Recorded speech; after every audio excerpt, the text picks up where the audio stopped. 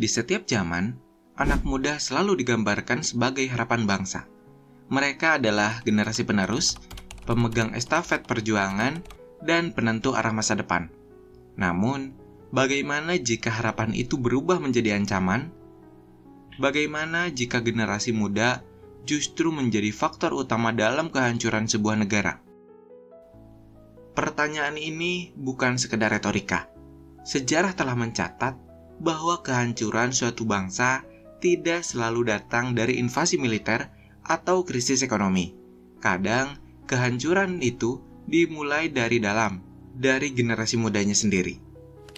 Ketika anak muda kehilangan arah, ketika nilai-nilai kebangsaan memudar, dan ketika idealisme tergantikan oleh apatisme, maka fondasi negara mulai retak.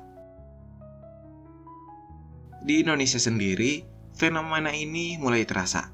Survei yang dilakukan oleh GNFI pada tahun 2024 terhadap 216 responden muda berusia 18 hingga 24 tahun menunjukkan bahwa pemahaman mereka terhadap sejarah Indonesia cenderung rendah.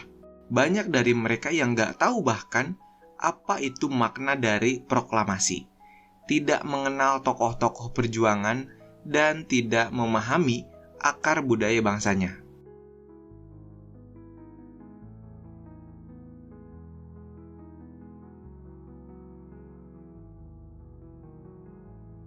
Dalam sejarah panjang peradaban manusia, anak muda selalu menjadi kekuatan yang tidak bisa diabaikan. Mereka bisa menjadi pendorong revolusi, pelopor perubahan, bahkan penyelamat bangsa. Tapi nih di sisi lain, mereka juga bisa menjadi pemicu kehancuran. Bukan karena niat jahat, tapi karena arah yang salah. Salah satu contoh yang paling mencolok datang dari kejatuhan Kekaisaran Romawi. Banyak sejarawan termasuk Edward Gibbon dalam bukunya mencatat bahwa generasi muda Romawi pada masa akhir kekaisaran hidup dalam kemewahan, kehilangan semangat juang, dan lebih sibuk mengejar hiburan daripada mempertahankan kejayaan bangsanya. Hedonisme menggantikan patriotisme yang akibatnya ketika ancaman datang dari luar, mereka nggak siap. Dan kekaisaran yang dulu perkasa pun runtuh sedikit demi sedikit. Contoh lain datang dari revolusi kebudayaan di Tiongkok pada tahun 1966 sampai 1976.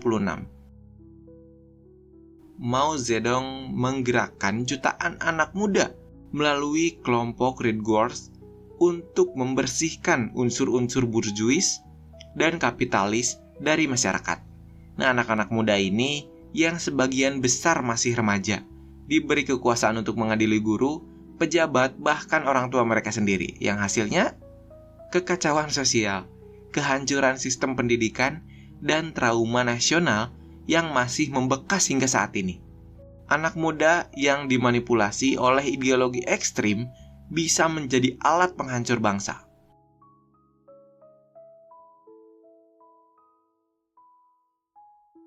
Kita loncat ke masa sekarang. Di era modern, kita juga bisa melihat bagaimana krisis identitas di kalangan anak muda berkontribusi pada instabilitas negara. Di Jepang misalnya, fenomena hikikomori, anak muda yang menarik diri dari masyarakat dan memilih hidup terisolasi di kamar, telah menjadi masalah sosial yang serius. Menurut data dari Kementerian Kesehatan Jepang, pada tahun 2023, terdapat lebih dari 1 juta kasus hikikomori. Ini bukan sekedar masalah pribadi, tapi juga ancaman demografis dan ekonomi. Karena ketika anak muda nggak lagi berpartisipasi dalam kehidupan sosial dan produktif, maka negara kehilangan tenaga kerja, inovasi, dan masa depan.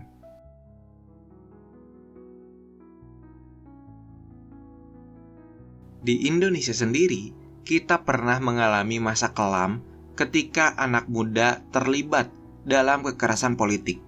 Tragedi 98 bukan hanya soal reformasi, tapi juga soal bagaimana anak muda bisa menjadi kekuatan destruktif jika tidak diarahkan dengan bijak.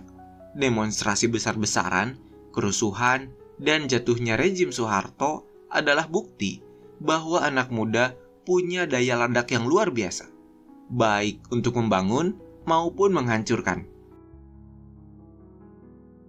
Tapi, bukan berarti anak muda selalu salah ya. Justru, mereka adalah cermin dari sistem yang membentuknya. Ketika sistem gagal memberikan pendidikan yang bermakna, ketika media lebih banyak menampilkan konten dangkal daripada nilai-nilai luhur, dan ketika pemimpin lebih sibuk mempertahankan kekuasaan daripada membimbing generasi muda, maka kehancuran bukan lagi soal kemungkinan, tapi soal waktu.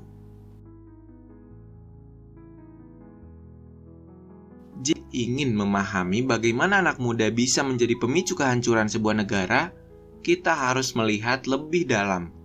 Bukan hanya pada perilaku mereka, tapi pada sistem yang membentuknya. Karena anak muda tidak lahir dari ruang hampa. Mereka dibentuk oleh pendidikan, media, lingkungan sosial, dan kepemimpinan yang ada di sekeliling mereka. Mari kita lihat mulai dari pendidikan. Menurut data UNESCO tahun 2024, lebih dari 40% pelajar di Asia Tenggara mengalami apa yang disebut sebagai learning poverty, yaitu ketidakmampuan memahami teks sederhana meskipun sudah bersekolah selama 6 tahun. Di Indonesia, laporan dari Kemendikbudristek menunjukkan bahwa literasi dan numerasi siswa masih berada di bawah standar internasional. Pendidikan yang seharusnya menjadi alat pembebasan justru menjadi rutinitas tanpa makna. Anak-anak muda diajarkan untuk menghafal, bukan memahami, untuk patuh, bukan berpikir kritis.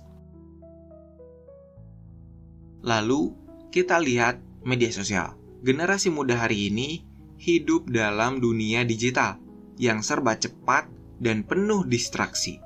Menurut laporan We Are Social dan Hootsuite pada tahun 2025, rata-rata anak muda di Indonesia menghabiskan lebih dari 4 jam sehari di media sosial. Platform seperti TikTok, Instagram, dan YouTube menjadi sumber utama informasi, hiburan, bahkan identitas. Tapi, algoritma media sosial tidak dirancang untuk membentuk karakter, karena ia dirancang untuk mempertahankan perhatian. Yang akibatnya adalah konten yang viral sering kali dangkal, sensasional, dan minim nilai edukatif. Anak muda lebih mengenal selebgram ternyata daripada tokoh nasional, dan lebih paham tren dance daripada isu kemiskinan. Nah, faktor berikutnya adalah lingkungan sosial dan keluarga. Dalam survei yang dilakukan oleh LIPI pada tahun 2023, ditemukan bahwa lebih dari 60% anak muda merasa tidak memiliki figur panutan yang bisa mereka percaya. Banyak dari mereka ternyata tumbuh dalam keluarga yang sibuk, terpecah, atau bahkan toksik. Di sekolah, guru lebih sibuk mengejar target kurikulum daripada membimbing karakter. Di masyarakat, pemimpin lebih sibuk menjaga citra daripada memberi teladan. Yang akhirnya, anak muda pun tumbuh dalam kekosongan nilai. Mereka mencari makna, tapi mereka nggak tahu kemana harus mencarinya. Dan terakhir adalah krisis kepemimpinan. Nah, ketika pemimpin negara gagal menunjukkan integritas, ketika korupsi menjadi hal yang biasa, dan ketika politik hanya dipenuhi oleh drama dan konflik, maka anak muda kehilangan kepercayaan. Mereka menjadi apatis. Mereka merasa bahwa nggak ada gunanya untuk peduli. Menurut survei LSI tahun 2024, hanya 27% anak muda di Indonesia yang tertarik mengikuti perkembangan politik nasional. Sisanya memilih untuk nggak peduli atau bahkan sinis terhadap masa depan bangsa. Semua faktor ini saling terkait. Pendidikan yang lemah, media yang dangkal, lingkungan yang minim teladan, dan kepemimpinan yang korup membentuk generasi muda yang rapuh, mudah terpengaruh, dan kehilangan arah. Dan ketika generasi muda seperti ini mendominasi populasi, maka negara berada di ambang krisis. Sekarang semuanya kembali pada kita. Pada kamu yang sedang menonton ini, apakah kamu akan menjadi bagian dari generasi yang membiarkan bangsanya runtuh, atau kamu akan menjadi bagian dari generasi yang menyelamatkannya? Karena perubahan tidak hanya datang dari pidato, tidak datang dari janji politik, perubahan datang dari kesadaran, dari satu orang yang memilih untuk peduli, dari satu anak muda yang memilih untuk bangkit. Dan mungkin itu kamu.